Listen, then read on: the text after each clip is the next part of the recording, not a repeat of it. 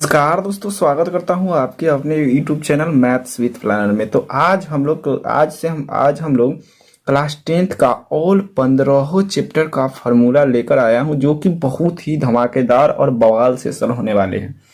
और मैं आपको यकीन दिलाता हूं कि एक भी फार्मूला नहीं छोड़ूंगा और वीडियो देखते ही याद करा कर रहूंगा।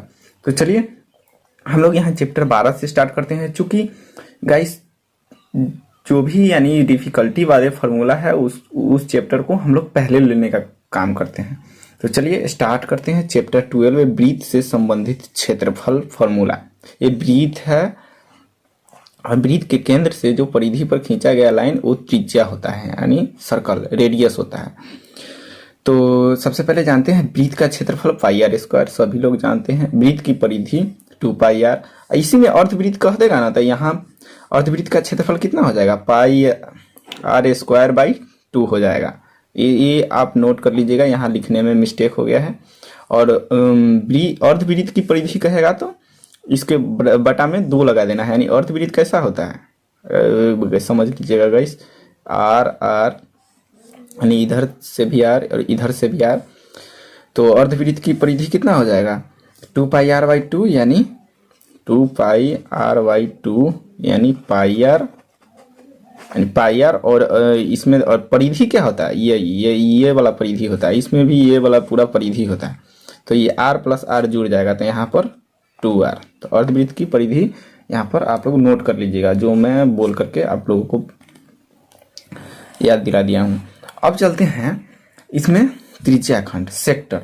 त्रिज्याखंड क्या होता है, सबसे पहले इसमें 2 टाइप से क्वेश्चन बनते हैं, लघु त्रिज्याखंड यानी लघु त्रिज्याखंड और दीर्घ त्रिज्याखंड।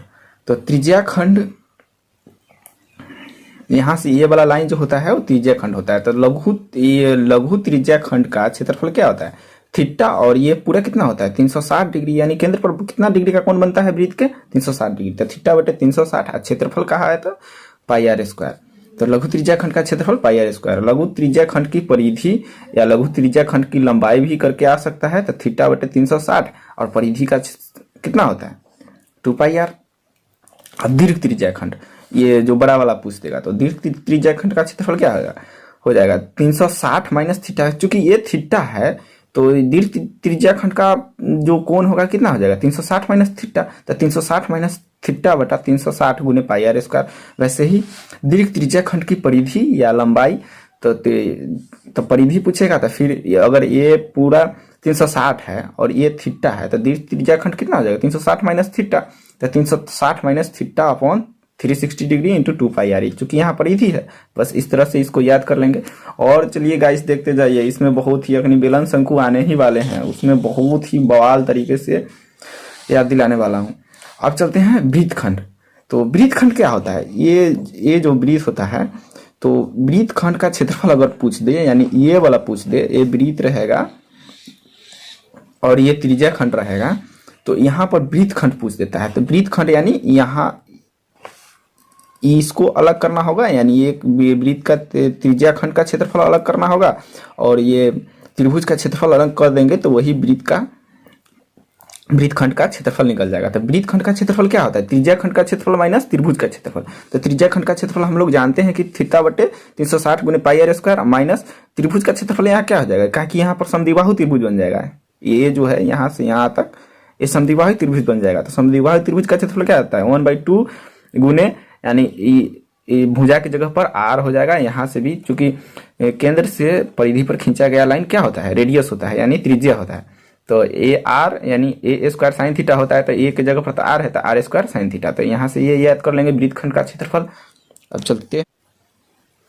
चलते हैं चैप्टर 13 की ओर, जो कि पृष्ठ क्षेत्रफल और आयतन से संबंधित है। तो इसमें सबसे पहले क्यूब यानी घन को देखेंगे। तो घन को हम लोग वर्ग से रिलेट करके फार्मूला को याद करेंगे। तो वर्ग में देखिए, वर्ग 2D फार्मूला है, तो यहाँ पर वर्ग में क्षेत्रफल होता है, यानी ये ए होता है, ए होता है। तो वर्ग का क्षेत्रफल क्या होता है भुजा स्क्वायर, यानी ए गुने ए, तो क्षेत्रफल ए स्क्वायर। लेकिन इसमें घन में क्या होता है 3 भुजा ए, तो इसमें तीनों से गुना ए गुने ए करेंगे तो ए क्यूब हो जाएगा। अब घन का 1 सेकेंड, हाँ अब ठीक है। अब घन का कुल पृष्ठीय क्षेत्रफल क्या होगा। तो कुल पृष्ठीय क्षेत्रफल से हम लोग उससे पहले वक्र पृष्ठ क्षेत्रफल को देख लेंगे। ये ऊपर नीचे लिखा गया है, उससे कोई दिक्कत नहीं है। तो वक्र पृष्ठ क्षेत्रफल क्या होता है, इससे घन क्या होता है, एक कमरा होता है। हम लोग जिस कमरा में बैठे हुए रहते हैं उसी से हम लोग फॉर्मूला को याद करने का रिलेशन बता देते हैं। तो जिस कमरा में बैठे रहते हैं, वक्र पृष्ठ क्षेत्रफल ये चारों साइड होता है, ये चारों साइड यानी जो छत वाला और जमीन का पोर्शन छोड़ करके वो जो होता है वक्र पृष्ठ क्षेत्रफल होता है। तो चारों साइड क्या होता है, 4 गो वर्ग। तो एक वर्ग का क्षेत्रफल ए स्क्वायर, तो 4 गो वर्ग का क्षेत्रफल 4a स्क्वायर। लेकिन कुल पृष्ठीय क्षेत्रफल में क्या हो जाएगा, ये चारों वर्ग साइड से तो रहबे करेगा, लेकिन छत वाला ये छत वाला और ये जमीन वाला, यानी छत वाला पोर्शन और जमीन वाला पोर्शन भी ऐड हो जाएगा। यानी ये कुल पृष्ठीय क्षेत्रफल 6 गो यानी वर्ग मिल जाएगा तो कमरा बन जाएगा। तो 6a स्क्वायर। तो घन का विकर्ण क्या होगा, तो चूंकि वर्ग का विकर्ण क्या होता है, डायगोनली चलते हैं। तो यहाँ पर ए है तो ये समकोण त्रिभुज वाला लगा करके कर्ण यहाँ से a स्क्वायर तो √2a होता है वर्ग का विकर्ण। तो उसी तरह घन में यहाँ पर डायगोनली चलेंगे तो 3 गो a है तो a स्क्वायर तो √3a। तो घन याद हो गया। अब घनाभ को आयत से हम लोग रिलेट करेंगे। तो आयत तो 2D फॉर्मूला है, तो आयत में क्षेत्रफल होता है लंबाई गुने चौड़ाई, लेकिन घनाभ में हमको क्या आयतन देखने को मिलेगा। तो 3 गो है LBH, तो यहाँ पर आयतन LBH हो जाएगा। और घनाभ का कुल पृष्ठीय क्षेत्रफल कितना हो जाएगा, क्योंकि यहाँ पर भी देखिए सबसे पहले वक्र पृष्ठ क्षेत्रफल को जानते हैं। तो वक्र पृष्ठ क्षेत्रफल 2 × L + B × हाइट, चूंकि इसमें दो साइड से हमको आयत मिलेगा। तो 2 × L + B आयत का परिमाप कितना होता है 2 × L + B, लेकिन इसमें एक हाइट आ जाएगा, हाइट और पृष्ठ क्षेत्रफल।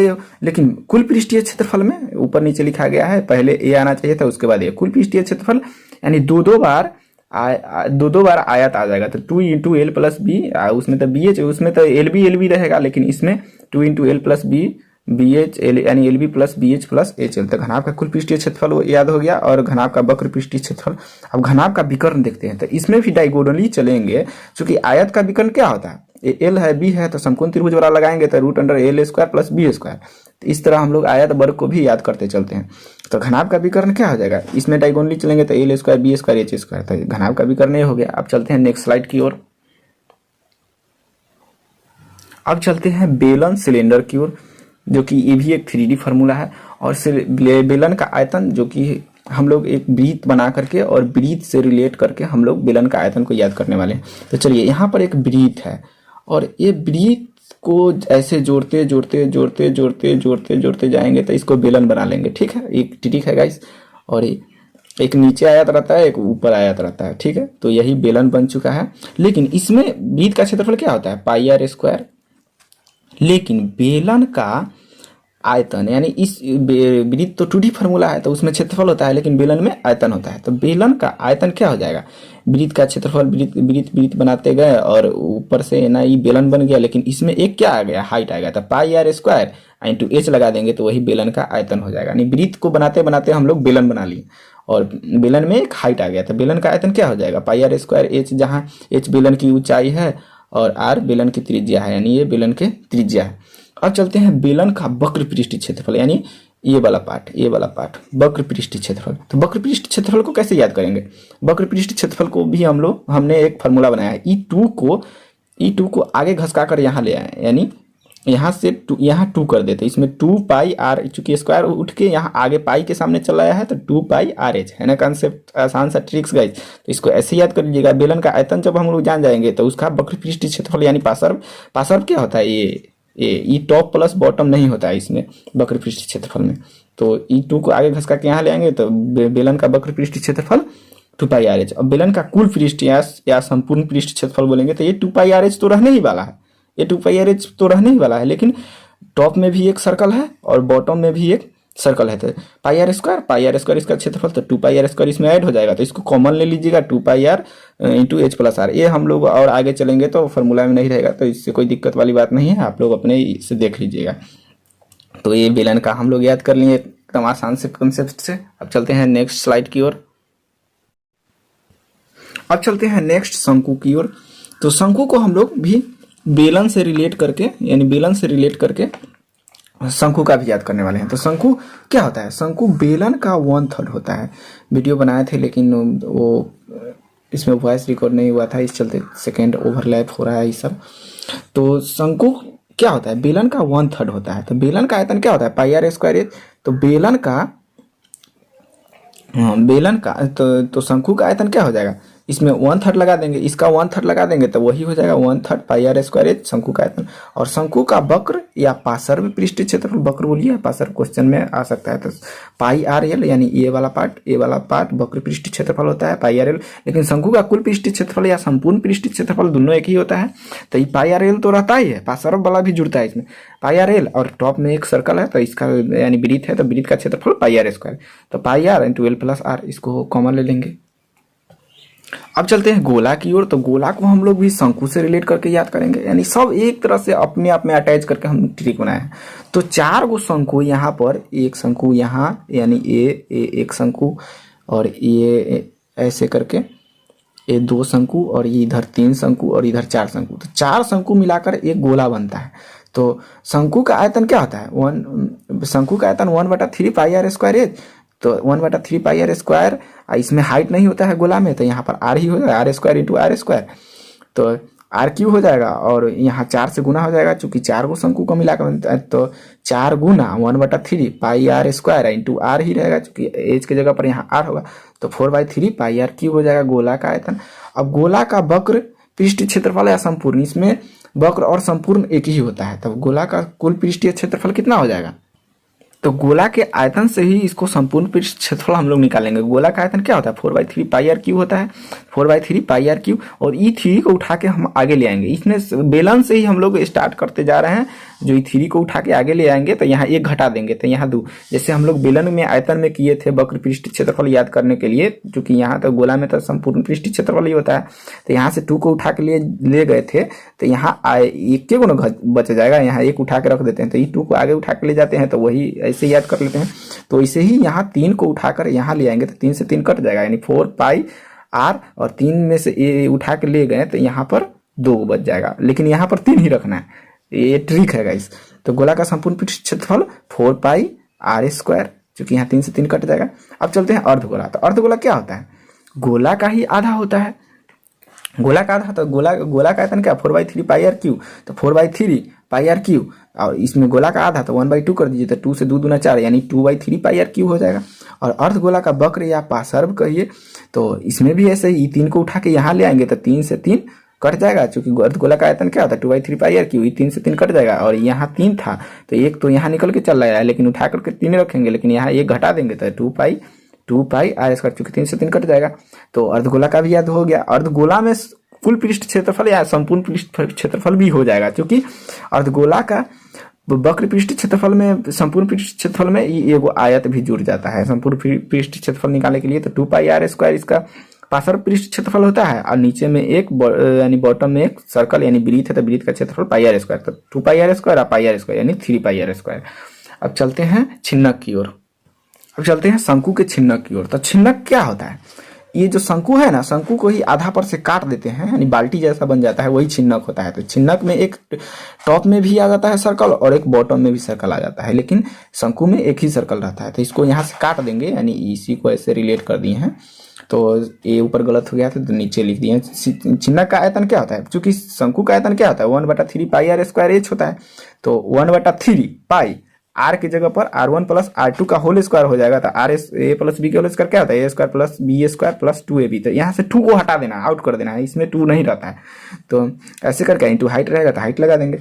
अब चलते हैं शंकु का वक्र पृष्ठ क्षेत्रफल या पार्श्व, तो भले छिन्नक का वक्र पृष्ठ क्षेत्रफल या पार्श्व, तो शंकु से रिलेट करेंगे, क्योंकि शंकु का पार्श्व पृष्ठ क्षेत्रफल हम लोग ऊपर देखे थे कितना था पाई आर एल, तो यहाँ पर पाई आर एल होगा, तो आर की जगह पर क्या है R1 प्लस R2, चूंकि यहाँ पर 2 वृत्त है ऊपर और नीचे, और शंकु का संपूर्ण पृष्ठ क्षेत्रफल क्या हो जाएगा, क्योंकि शंकु का भले छिन्नक का संपूर्ण पृष्ठ क्षेत्रफल क्या होता है पाई आर एल प्लस नीचे में एक सर्कल रहता है, लेकिन यहाँ पर 2 गो सर्कल है, तो पाई आर की जगह पर R1 प्लस R2 हो जाएगा, प्लस यहाँ पर पाई आर 1 का स्क्वायर यानी पाई आर 1 का स्क्वायर पाई R2 का स्क्वायर। यहाँ एक बात ध्यान रखिएगा, जहाँ R1 बड़ा होगा R2 से, यानी जिधर नोक है ना इधर छोट, जिधर दोनों निकल है उधर बड़का, ऐसे करके याद, इसमें 2 गो त्रिज्या हो जाएगा।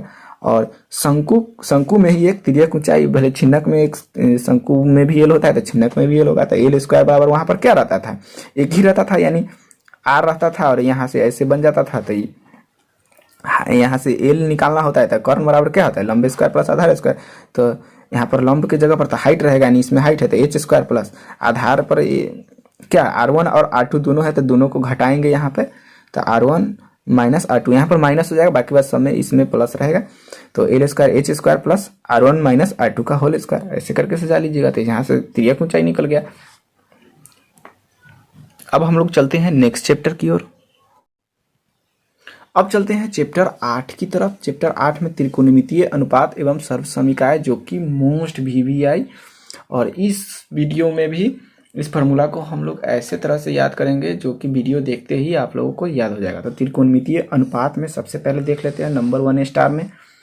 यहाँ पर एक समकोण त्रिभुज होता है, समकोण त्रिभुज, और ये तो 90 डिग्री होता है, तो थीटा के सामने वाला लंब होता है और 90 डिग्री के सामने वाला तो कर्ण होता है। तो थीटा, और इसमें 2 केस रहता है। एक केस नंबर 2 में अगर थीटा यहाँ आ जाएगा तो थीटा के सामने वाला लंब हो जाएगा और ये तो आधार उलट जाएगा, और 90 के सामने तो कर्ण ही हमेशा ही रहता है। तो हम लोग इस फार्मूला को कैसे याद करते हैं, यहाँ पर एक ट्रिक है, ट्रिक का आप लोग देख लीजिए। ट्रिक है कि sine theta cos theta tan theta लड़ कर अपनी कमीज ले आ, तो साइन थीटा बराबर क्या हो जाएगा, लंब बटे कर्ण। इसको पहला अक्षर को पकड़ना है, पहला लंब कर को आधार में अ को पकड़ना है, कमीज में क को पकड़ना है, ल से इसको अ से पकड़ना है। साइन थीटा बराबर लड़ कर यानी लंब बटे कर्ण, तो साइन थीटा बराबर लंब बटे कर्ण। कॉस थीटा बराबर क्या होता है, आधार, आधा अपनी कमीज यानी आधार बटे कर्ण, आधार बटे कर्ण। टेन थीटा बराबर लंब बटे आधार यानी ले आ अपनी कमीज ले आ यानी लंब बटे आधार। और इस सब का उलट देंगे तो साइन का उल्टा क्या होता है, कॉसेक, तो कॉसेक बराबर कर्ण बटे लंब यानी ई उलट जाएगा। इसी तरह से सेक को याद कर लेंगे, उसी तरह कॉट को इसको उलट देंगे, टेन का उल्टा कॉट होता है, कॉस का उल्टा सेक होता है। और इसमें एक इंग्लिश देख लेंगे परपेंडिकुलर यानी पी, इंग्लिश का जो अति रहता वर्ड गलत हो जाए तो क्षमा चाहता हूँ उसके लिए। परपेंडिकुलर पी यानी लंब, बेस बी यानी आधार, हाइपोटेनस एच यानी कर्ण। और चलते हैं, अब चलते हैं मोस्ट VVI त्रिकोणमितीय अनुपात का सारणी, जिसको हम लोग इतना ही इजी तरीका से बनाए हैं जो आप समझ जाइएगा अभी। सब साइन कॉस टेन, और साइन का उल्टा क्या होता है, कॉसेक होता है, कॉस का उल्टा सेक होता है, और टेन का उल्टा कॉट होता है। टेन का उल्टा कॉट होता है 0 डिग्री 30 डिग्री 45 डिग्री, यानी इसको ऐसे पढ़ना है। साइन 0 डिग्री का मान कितना होगा, साइन 30, ऐसे पढ़ना है। इसमें सबसे पहले हमको क्या करना है, 0 1 2 3 4 लिख देना है, और सबके बटा में 4 लगा देना है, सबको बटा में 4 लगा देना है, और सब पर रूट चढ़ा देना है, सब पर रूट चढ़ा देना है, सब पर रूट चढ़ा देना है। और देखिए 0 में, एक मिनट यहाँ नोट कर लीजिएगा, 0 में अगर कुछ भी 1 रहे कुछ रहे, 0 में अगर अंक कोई भी संख्या से डिवाइड करेंगे तो वो 0 होगा, लेकिन 1 में अगर 0 से डिवाइड करेंगे तो वो क्या होगा, इन्फिनिटिव यानी अपरिभाषित यानी अनंत होगा। तो 0 में 4 से करेंगे तो 0, तो साइन 0 का मान 0। 1/4, तो 1 का वर्गमूल कितना होगा 1, और 4 का वर्गमूल कितना होगा 2, तो साइन 30 1/2। साइन 45 कितना होगा 2 दूना 4, तो 1 का वर्गमूल तो 1 ही रह जाएगा, लेकिन 2 का वर्गमूल तो √2 हो जाएगा, 2 का वर्गमूल नहीं निकलेगा, तो साइन 45 1/√2। तो यहाँ पर साइन 60 कितना हो जाएगा 3/4 है, तो 3 का वर्गमूल कितना होगा, पहले अंदर काटने का प्रयास करेंगे, नहीं कटेगा तो अब डायरेक्ट निकालेंगे, तो √3 ही रह जाएगा, 4 का वर्गमूल 2, तो साइन 60 √3/2।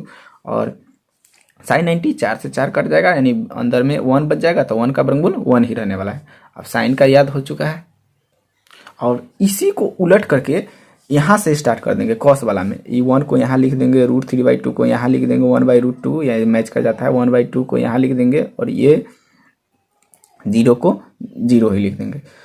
तो ये साइन कॉस का इसको इधर से उलट देंगे, साइन का मान अगर निकाल लेंगे तो कॉस को इधर से ऐसे करके ऐसे लिख देंगे, तो ये कॉस का मान हो जाएगा। और कॉस टेन क्या होता है, ये दोनों का ही टेन थीटा बराबर क्या होता है, साइन बटा कॉस। तो इसको ऐसे कर लीजिएगा, इसको मेन लाइन मान लीजिएगा, यानी 0/1, तो ये दोनों को बटा में कर दीजिएगा, तो यहाँ से टेन का निकल जाएगा, यानी 0 में 1 से डिवाइड करेंगे तो क्या होता है 0 ही होता है, लेकिन 1 में 0 से करते हैं तो इन्फिनिटिव होता है। तो टेन 0 डिग्री का मान कितना 0/1 यानी 0। और वैसे ही टेन 30 डिग्री पूछेगा तो ये दोनों को बटा में कर लेंगे, तो यहाँ से निकाल लेते हैं, यहाँ आपको बता देते हैं, एक बता देते हैं, वैसे करके तीनों देख लीजिएगा। 1/2 अब बटा में √3/2 होगा, तो ये मेन लाइन है, तो इसको बराबर में सॉल्व कर लेंगे 1/2, ये √2 को ऊपर पलट देंगे, यानी 2/√3 हो जाएगा, तो 2 से 2 कट जाएगा तो 1/√3। तो ऐसे ही टेन 30 1/√3 यानी ई दोनों का यहाँ से डिवाइड होता है, यानी 1/2 दू बटा √3/2। तो यहाँ से tan 30 डिग्री का मान, इसको भी मेन लाइन मान लेंगे तो ये दोनों बटा 1/√2 बटा 1/√2, तो ये से कट जाएगा तो 1 यानी tan 45 1 हो जाएगा। इसको भी ऐसे ही करेंगे तो यहाँ मेन लाइन मानेंगे तो ये बटा √3/2 बटा 1/2, तो ये 2 ऊपर छप के चल जाएगा तो √3/2 गुना 2 हो जाएगा, तो 2 से 2 कट जाएगा तो tan 60√3। लेकिन यहाँ पर 1/0 आ गया, यानी 1/0 इसको डिवाइड का ही मान ला, चूंकि tan बराबर sin थीटा बटा cos थीटा होता है, तो sin 90 कितना है 1, cos 90 0 है, तो 1/0 तो 1/0 तो इन्फिनिटी होता है, या इसको 1/0 ऐसे भी लिख सकते हैं। अब इसी का उल्टा होता है तो उल्टा करते जाइएगा, साइन का उल्टा cos है, cos का उल्टा sec और tan का उल्टा cot, तो इसी तरह से याद हो जाएंगे वो। अब साइन का उल्टा cosec होता है, साइन का उल्टा cosec होता है, तो यहाँ 0 है तो 0 को हम लोग 0/1 भी लिख सकते हैं, कोई दिक्कत नहीं है, चूंकि वही होगा। लेकिन cosec में ये उलट जाएगा, ये ऊपर चल जाएगा, यानी 1/0 हो जाएगा, तो 1/0 तो इन्फिनिटी होता है। तो ऐसे ही करके साइन में है ना, तो साइन वाला इसको उलट देंगे तो ये cosec का मान निकल जाएगा, इसको उलट देंगे तो ये sec का मान निकल जाएगा, यानी ये सब निकल जाएगा। tan को उलट देंगे तो ये cot का मान निकल जाएगा। लेकिन यहाँ पर एक ही चीज ध्यान रखना है, 0 में अगर कुछ से डिवाइड करेंगे तो 0 होता है, लेकिन 1 में अगर 0 से डिवाइड करेंगे तो वो इन्फिनिटिव होता है। इन्फिनिटिव को हम 1/0 भी लिख सकते हैं या इन्फिनिटिव, और हम लोग 0 यहाँ ये सब ऐसे करके याद कर लीजिएगा, वैसे ही होता है, सबका उल्टा होता है। चलते हैं नेक्स्ट की ओर। अब चलते हैं त्रिकोणमितीय सर्वसमीकाय की ओर। तो इसमें sin square theta plus cos square theta बराबर 1, तो इसी से 2-3 फार्मूला निकल जाता है, लेकिन हम लोग 1 2 3 4 करके निकाले हैं, लेकिन इससे बहुत फार्मूला निकलेगा। तो sin square plus cos square theta बराबर 1, तो फिर sin स्क्वायर थीटा बराबर अगर निकालेंगे तो ये 1 माइनस cos स्क्वायर, यानी ई cos स्क्वायर प्लस में तो नहीं आ जाएगा तो माइनस में, वैसे ही cos स्क्वायर यहाँ से निकालेंगे तो 1 माइनस sin स्क्वायर। अगर हम लोग यहाँ से स्क्वायर हटा देते हैं तो इधर रूट भी चढ़ जाता है, इस से भी स्क्वायर, यानी sin थीटा बराबर √1 माइनस, ऐसे करके यहाँ से 1 से 3 फार्मूला बन जाता है। sec square theta minus tan square theta बराबर 1, तो इसको ऐसे करके यहाँ से 2 फार्मूला निकल जाएगा। cos square theta minus cot square theta बराबर 1, तो यहाँ से ऐसे करके 1 और 2 फार्मूला और निकल जाएगा। और यहाँ से cot स्क्वायर पर से स्क्वायर हटाएंगे तो इधर जाकर रूट चढ़ जाएगा। और यहाँ पर एक फार्मूला और है, tan थीटा बराबर sin थीटा बटा cos थीटा, तो cot थीटा बराबर क्या, tan का उल्टा होता है, तो cos बटा sin हो जाएगा।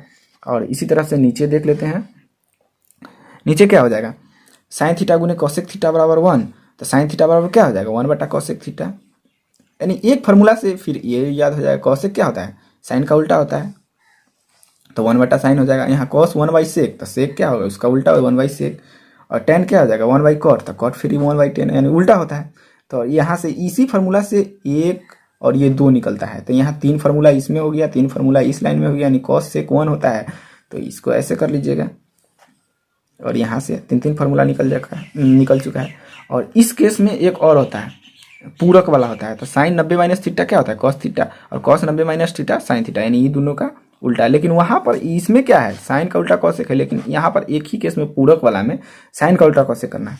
तो sin cos उल्टे cosec 90 minus theta sec theta, तो sec 90 minus theta cosec theta, यानी दोनों का उल्टा है, ये दोनों का अपना आपस में संबंध है। tan 90 minus theta cot theta, तो cot 90 minus theta tan theta, यानी ये दोनों का अपना संबंध है। इस तरह से हम लोग त्रिकोणमिति का सभी फार्मूला को देख चुके हैं। अब चलते हैं नेक्स्ट चैप्टर की ओर। अब चलते हैं चैप्टर नंबर 5 समांतर श्रेणी यानी एपी की ओर। तो एपी का क्रम देख लेते हैं। नंबर 1 में एपी का क्रम a plus a plus D A plus 2d A plus 3d plus A plus n-1d पर जाकर खत्म होगा, जहाँ a बराबर प्रथम पद होता है, d बराबर सार्वंतर होता है। तो सार्वंतर बराबर क्या होता है, a2 माइनस a1 होता है, a3 इसके बराबर में क्या होता है a3 माइनस a2, यानी दूसरे में से पहले को घटा देना है, कहीं पहला को छोड़कर दूसरे में से पहले को, फिर a3 माइनस a2 हो जाएगा। फिर आगे जाएंगे तो a4, ये सब बराबर ही होता है, यहाँ आगे तक जाएगा। nवां पद या अंतिम पद निकालने का सूत्र क्या होता है, tn बराबर a plus n-1 into D.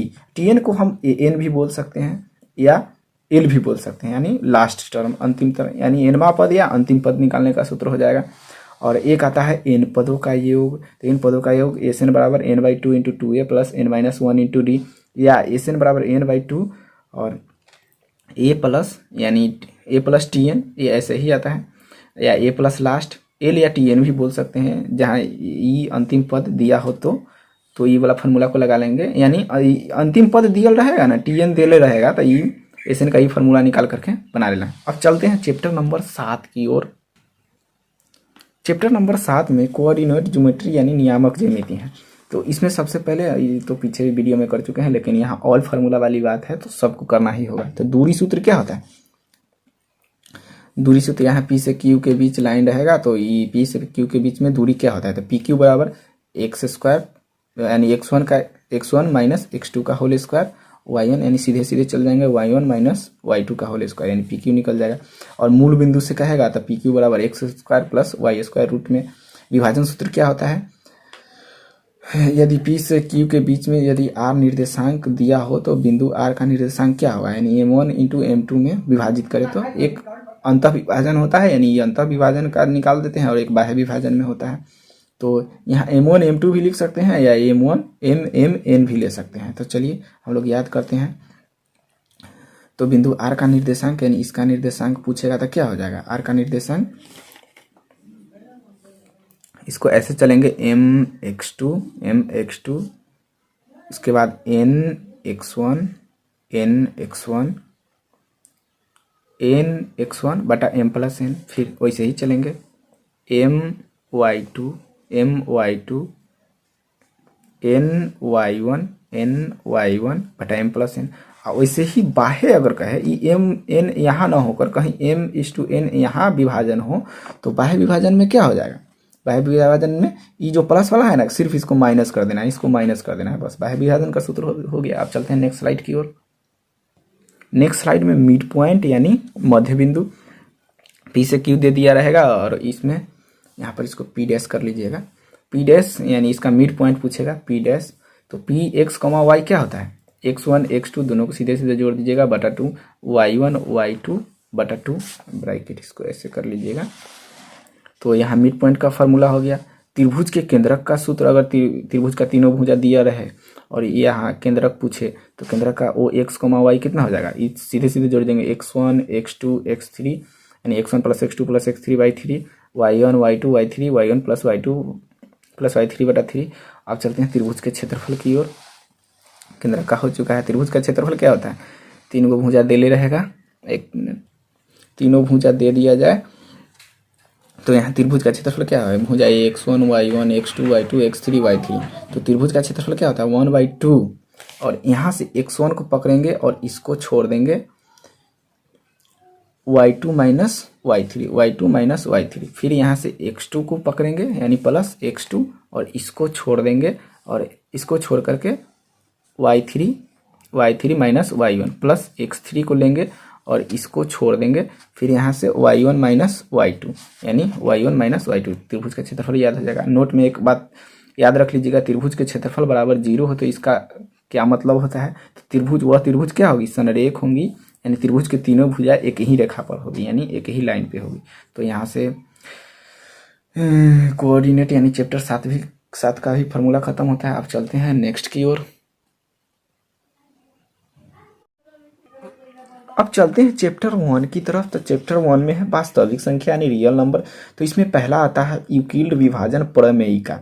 तो यूक्लिड विभाजन प्रमेयिका क्या होता है? दो धनात्मक पूर्णांक a और b दिया रहने पर अद्वितीय पूर्ण संख्या q तथा r आ जाए, यानी r विद्यमान है, तो a बराबर bq प्लस r, यानी भाज्य बराबर भाजक गुने भागफल जोड़ शेष, जो हम लोग बचपन में भाग देकर पढ़ते थे वो वाला।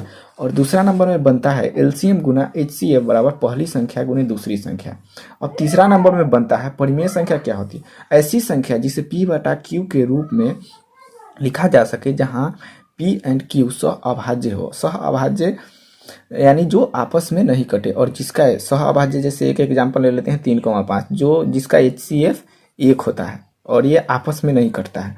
परिमेय संख्या का दशमलव प्रसार शांत दशमलव प्रसार होता है या अशांत आवर्ती, लेकिन अशांत अनावर्ती दशमलव प्रसार जो होता है वो अपरिमेय संख्या में होता है। तो उसको भी देख लेते हैं। दशमलव प्रसार दो टाइप के होते हैं, शांत दशमलव प्रसार यानी टर्मिनेटिंग, और अशांत दशमलव प्रसार। और अशांत दशमलव प्रसार के भी दो टाइप होते हैं, अशांत आवर्ती और अशांत अनावृत्ति। तो अशांत आवर्ती को रिकरिंग बोला जाता है और अशांत अनावृत्ति को नॉन रिकरिंग बोला जाता है। तो शांत दशमलव प्रसार जैसे 3.47, तो 3.47 बस इतना ही तक रुक जाता है, इसके आगे कुछ नहीं आता है। जैसे 1/2, तो 1/2 को डिवाइड करेंगे तो 0.5 आएगा, यानी 0.5 के बाद अंक नहीं आता है, यानी यहीं पे रुक जाता है, तो ये शांत दशमलव प्रसार कहलाता है। तो 1/2 का दशमलव प्रसार कैसा होगा? शांत होगा, और ये परिमेय संख्या में। अब चलते हैं अशांत दशमलव प्रसार। अशांत दशमलव प्रसार में अशांत आवर्ती और अशांत अनावर्ती। तो अशांत आवर्ती क्या होता है? जैसे 3.4444, ये लगातार आता, रुकने का नाम ही नहीं लेगा, या यहाँ पर रेकरिंग चढ़ा देंगे तो ये 44 नहीं लिखना होगा, तो ये अशांत आवर्ती होगा, यानी रिपीट होता जाए, और ये परिमेय संख्या में होता है। अब अशांत अनावृत्ति को देख लेते हैं। अशांत अनावृत्ति में कुछ रिपीट नहीं होता है, जैसे 1.235 ये रिपीट ही नहीं होगा, तो और ये केवल अपरिमेय संख्या में होता है। बस इतना ही जानना है, और आगे डिटेल में तो चैप्टर पढ़ेंगे उसके बाद ही। अब चलते हैं चैप्टर 2 बहुपद की ओर। तो बहुपद को px के रूप में लिखा जाता है। बहुपद की घात, बहुपद px में x की उच्चतम घात को बहुपद की घात कहते हैं। रैखिक बहुपद क्या है? x की अधिकतम घात कितना? 1, x की अधिकतम घात 2 तो द्विघात बहुपद, x की अधिकतम घात 3 तो त्रिघात बहुपद। किसी बहुपद के शून्यक और गुणांक में संबंध क्या होता है? लेट बहुपद ax² plus bx plus c तथा इसके शून्यक अल्फा और बीटा हो तो शून्य का योग यानी alpha plus beta minus B by A होता है। ये क्या होता है? A B C, alpha plus beta minus B by A, और शून्य का गुणांक alpha into beta C by A होता है। यदि बहुपद के शून्यक अल्फा बीटा दिया हो तो बहुपद कैसे निकलेगा? px बराबर x² minus alpha plus beta into x plus alpha into beta. अब बहुपदों में विभाजन, बहुपदों में भी भाग होता है, जैसे वहाँ पर इक्विल विभाजन होता है, तो इसको इक्विल विभाजन बोलते हैं, तो इसमें विभाजन एल्गोरिथम कहलाता है। तो बहुपद में विभाजन सूत्र क्या होता है? वही भाज्य बराबर भाज्य गुने भागफल। तो यहाँ पर px बराबर gx गुने qx plus i into x यानी शेषफल होता है। तो ये फार्मूला को देख लीजिएगा। अब चलते हैं चैप्टर 3 दो चर वाले रैखिक समीकरण युग। वह समीकरण जिसे ax plus B Y plus C बराबर 0 के रूप में व्यक्त किया जा सकता है उसे दो चर वाले रैखिक समीकरण कहते हैं। एग्जाम्पल है ax plus B Y plus C बराबर 0, और ऐसे ही एक और समीकरण हो तो उसे दो चर वाले रैखिक समीकरण कहते हैं। एग्जाम्पल है जैसे a1x b1y प्लस c1 बराबर 0, a2x plus b2y plus c2 बराबर 0, यानी यही एग्जाम्पल है। ऐसा ही एक समीकरण, ऐसा दो समीकरण दिया जाए तो ये क्या होता है? दो चर वाले रैखिक समीकरण। सभी दो चर वाले रैखिक समीकरण सरल रेखा को दर्शाते हैं, ये भी नोट करने वाली बात है। यदि दो सरल रेखाओं का समीकरण इतना इतना दे दिया जाए तो रेखा का हल क्या होगा? तो हल वाला भी हम लोग बता चुके हैं, लेकिन फिर भी कर लेते हैं। a1/a2 बराबर नहीं b1/b2 बराबर c1/c2, तो रेखा का हल क्या होगा?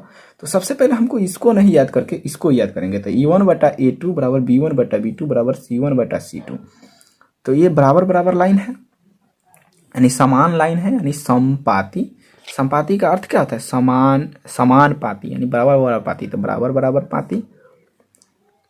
और ये संगत युग्म होगा, चूंकि इसका कोई ना कोई हल निकलता है, यानी एक हल निकलता है, और अनंत हल, यानी अनंत हल होता है। संगत युग्म का मतलब ही होता है हल निकलना, और अनंत हल या अपरिमित हल। तो अनंत, जैसे हम लोग सैलून में जाते हैं तो मिरर एक सामने लगल रहता है, एक पीछे लगल रहता है, यानी बराबर बराबर मिरर दिखता है, तो बराबर बराबर मिरर में हम लोगों का फोटो अनंत दिखता है। तो इसी तरह समपाती में रहेगा, यानी समानुपाती बराबर बराबर, और उसका हल हमेशा अनंत होगा। उसके बाद a1/a2 बराबर b1/b2 बराबर नहीं c1/c2, तो ये समांतर लाइन होगा। और ये समपाती का मतलब क्या होता है? ये पाती रहता है समान, और दूसरा भी इसी पर से ओवरलैप कर जाए, तो इसमें क्या होता है? c बराबर में नहीं, तो 100 से समांतर है ना, ई वाला हल में समांतर होगा, तो समांतर 100 से समांतर, तो c वाला में नहीं लगाना है, यानी इसमें 9 भी लगा हुआ है तो c वाला में नहीं। तो ऐसा अगर कोई समीकरण दे दिया जाए तो उसका वो समांतर होगा, यानी समांतर होगा, और इसका कोई हल नहीं होगा, यानी नहीं भी लगा हुआ है, न भी लगा है तो इसका कोई हल नहीं, तो असंगत, असंगत युग्म। हल निकलता है तो संगत युग्म रहता है, चाहे एक हो चाहे अनंत हल निकले। और इसका न लगल है तो कोई हल नहीं है, सी वाला में इसको नहीं लगाना है, 100 से समांतर 100 से सी इसमें नहीं लगाना है। और उसके बाद ए तो अपने आप ही याद हो जाएगा, a1/a2 बराबर नहीं b1/b2 रहे तो प्रतिच्छेदी यानी बाइसेक्ट कर जाएगा दोनों लाइन, और उस संगत युग्म होगा, चूंकि एक हल निकलेगा इसमें, एक हल या अद्वितीय हल, इसमें इसको ऐसे याद कर लेंगे। अब चलते हैं, इसमें एक और कंसेप्ट आ जाता है नाव धारा वाला। तो धारा के अनुकूल नाव की चाल क्या होता है, x प्लस वाई किलोमीटर प्रति घंटा, धारा के प्रतिकूल x माइनस, यानी उल्टा चलेगा तो x माइनस वाई किलोमीटर प्रति घंटा। और इसमें 4 टाइप का क्वेश्चन रहता है, विलोपन विधि, प्रतिस्थापन विधि, ग्राफीय विधि, वज्रगुणन विधि। तो ये तीनों गणितीय में आता है, ग्राफीय अलग से आता है। तो ये सबको हम लोग क्वेश्चन करेंगे तो देख लेंगे। तो अभी तो फार्मूला है। अब चलते हैं नेक्स्ट स्लाइड की ओर। अब चलते हैं चैप्टर 4 की ओर, द्विघात समीकरण। 1 सेकेंड। चैप्टर 4 द्विघात समीकरण। तो चलिए इसमें देखते हैं, अधिकतम घात x का स्क्वायर यानी अधिकतम घात 2, तो द्विघात समीकरण। और समीकरण में क्या होता है, ax square plus bx plus c बराबर 0 के रूप का समीकरण द्विघात समीकरण कहलाता है। यदि x स्क्वायर का गुणांक 0 न हो, यानी a बराबर 0 नहीं हो, यानी ये 0 नहीं होगा तो ये 0 हो जाएगा, तो ये द्विघात समीकरण b, तो ये एक घात वाला हो जाएगा। द्विघात समीकरण के शून्यक द्विघात समीकरण के मूल ही होते हैं। बहुपद में शून्यक बोलते हैं और द्विघात समीकरण में मूल बोलते हैं। बहुपद के बराबर में 0 अगर लगा दे तो वो द्विघात समीकरण बन जाता है। बहुपद, हाँ, तो बहुपद में बराबर नहीं 0 रहता है तो बहुपद होता है।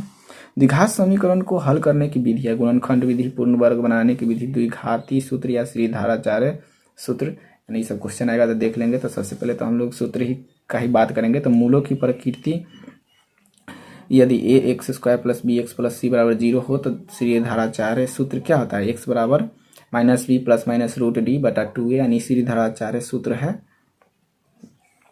तो यहाँ डी विवेचक होता है, तो विवेचक बराबर बी स्क्वायर माइनस 4ac होता है, इसमें लगा देंगे। और मूलों की प्रकृति से रिलेटेड हम लोग इसको देख लेते हैं, जो कि याद कर लेते हैं। अब चलते हैं, मूलों की प्रकृति क्या होगा यदि समीकरण में, यानी विवेचक का मान निकालेंगे। बी स्क्वायर माइनस 4ac को, यानी इसको निकालने पर अगर ये 0 से बड़ा आ जाए, तो 0 से बड़ा रहता है तो वो पॉजिटिव ही होता है, यानी पॉजिटिव आ जाए तो दोनों मूल असमान होंगे, यानी x का मान जो निकलेगा 3,4, यानी असमान हम लोग एग्जाम्पल, और उसका वास्तविक हल होगा, चूंकि हल निकल जाएगा। और बी स्क्वायर माइनस 4ac अगर 0 से छोटा, जिधर नोक उधर छोट, तो 0 से जैसे ही छोटा होगा तो -1, यानी -1 -2 की तरफ जाएगा तो वो निगेटिव हो जाएगा, तो उसका कोई वास्तविक हल नहीं निकलेगा, यानी कोई हल नहीं, तो उसको क्या काल्पनिक हल भी बोल सकते हैं, यानी x का कोई हल नहीं निकलेगा। यदि बी स्क्वायर माइनस 4ac बराबर 0 आ जाए तो दोनों मूल बराबर, यानी x का मान जो निकलेगा, यानी 4 4 1 1 जो भी निकलेगा, x का मान बराबर यानी इक्वल निकलेगा। और यहाँ पर पॉजिटिव वाला में अनइक्वल, और हल वास्तविक होंगे, और वो रिपीटेड, यानी 4 4 रिपीट कर रहा है। अब चलते हैं नेक्स्ट आ जाइए चैप्टर 14 तक हम लोग पहुंच चुके हैं। इसमें सांख्यिकी है, तो इसमें फार्मूला देख लेते हैं। तो माध्य की 3 विधियां होती हैं। तो पहला होता है प्रत्यक्ष विधि, दूसरा होता है कल्पित माध्य विधि, और तीसरा होता है पग विचलन विधि। तो प्रत्यक्ष विधि से x क्या होता है, सिग्मा एफ आई एक्स आई बटा सिग्मा एफ आई, जहाँ एक्स आई आंकड़े होता है और एफ आई बारंबारता होता है। कल्पित माध्य विधि क्या होता है, a plus sigma F I D I बटा सिग्मा एफ आई, जहाँ a बराबर कल्पित माध्य होता है और di बराबर एक्स आई माइनस ए होता है। अब चलते हैं पग विचलन विधि। पग विचलन विधि में यानी माध्य बराबर क्या है, यानी माध्य को x मॉड के तरह से डिनोट करते हैं। तो a plus sigma F I U I बटा sigma F I into height, जहाँ h बराबर वर्गमाप, यानी 20 से 30 रेंज दिया रहता है तो उसका अंतर होता है, वही हाइट होता है वर्गमाप। तो यू आई बराबर क्या होता है उसमें, यानी पग विचलन में एक्स आई माइनस ए बटा एच होता है। अब इसमें बहुलक का आता है, तो बहुलक का सूत्र क्या होता है, बहुलक बराबर यानी मॉड बराबर L plus F1 minus F0, इसको बटा में सेम टू सेम नीचे ऐसे ही लिख देना है। इसमें सिर्फ 2 से गुना कर देना है, माइनस F2, इसको ट्रिक भी जान लेते हैं, इंटू हाइट कर देना है, जहाँ एल बराबर बहुलक वर्ग की, यानी ये सब आप लोग देख लीजिएगा। और उसके बाद माध्यक यानी मीडियन या माध्यिका जो कहिए, वो वर्गीकृत आंकड़े का। तो माध्यक बराबर क्या था, l plus n by 2 minus c f बटा एफ इंटू हाइट, जहाँ सी एफ संचयी बारंबारता होता है, एच वर्ग माप होता है, और एफ बारंबारता यानी माध्यक वर्ग का बारंबारता होता है, और एल क्या होता है माध्यक वर्ग की निम्न सीमा, और एन क्या होता है, एन कुल होता है। अब चलते हैं एक और, इसमें क्वेश्चन बनने के लिए ऑब्जेक्टिव में दे दिया जाता है माध्यक बहुलक माध्यिका में संबंध क्या रहता है। तो इसको भी ट्रिक से याद कर लेते हैं, 3 गुने माध्यिका बराबर बहुलक प्लस 2 गुने माध्य। तो माध्यिका में कई अक्षर है, 1 2 3, इसको 3 अक्षर मान लीजिए, तो इसमें 3 से गुना कर दीजिए। 3 गुने माध्यिका बराबर बहुलक, यानी बहुल है, बहुलक इक्के वो है, तो इसको इसमें कुछ से गुना नहीं करना है। प्लस माध्य में क्या अक्षर है 1 और इसको ले लेंगे 2, तो इसमें माध्य में 2 से गुना, यानी 3 गुने माध्यिका बराबर बहुलक प्लस 2 गुने माध्य। अब चलते हैं चैप्टर नंबर 15 की ओर। चैप्टर नंबर 15 में क्या है, प्रायिकता, प्रोबेबिलिटी। तो प्रायिकता को पीई से सूचित किया जाता है, पीई बराबर एनई बटा एनएस होता है।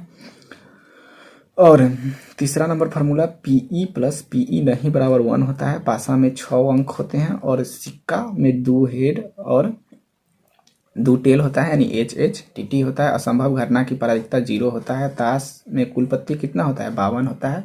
चलते हैं नेक्स्ट स्लाइड की ओर। नेक्स्ट स्लाइड में छूटा हुआ कुछ आवश्यक फार्मूला जो बीजगणित का है, तो बीजगणित का ये सब देख लीजिएगा, इसे दिखा देते हैं। बीजगणित का सारा फार्मूला हो गया, यहाँ पर भी देख लीजिएगा, ये बीजगणित हो गया। नेक्स्ट स्लाइड में, अब नेक्स्ट स्लाइड में हम लोग फार्मूला खत्म, यानी चैप्टर 6 में, चैप्टर 6 का नहीं हुआ है, चैप्टर 9 का, चैप्टर 10 का नहीं है, क्योंकि इसमें फार्मूला है ही नहीं। इसमें त्रिभुज का प्रमेय है, यानी 9-10 को थ्योरम है इसमें। और चैप्टर 9 में हाइट एंड डिस्टेंस है, इसमें भी फार्मूला नहीं है। चैप्टर 10 में सर्कल यानी वृत्त का दो गो प्रमेय है। तो इस तरह हमने ऑल 15 चैप्टर का फार्मूला का खत्म कर दिया। तो गाइस, अगर हो तो वीडियो की कंटेंट अगर अच्छी लगी हो तो वीडियो को लाइक करें, शेयर करें और सब्सक्राइब करें। और ऐसे ही धमाकेदार वीडियो के लिए एक लाइक तो बनता है गाइस।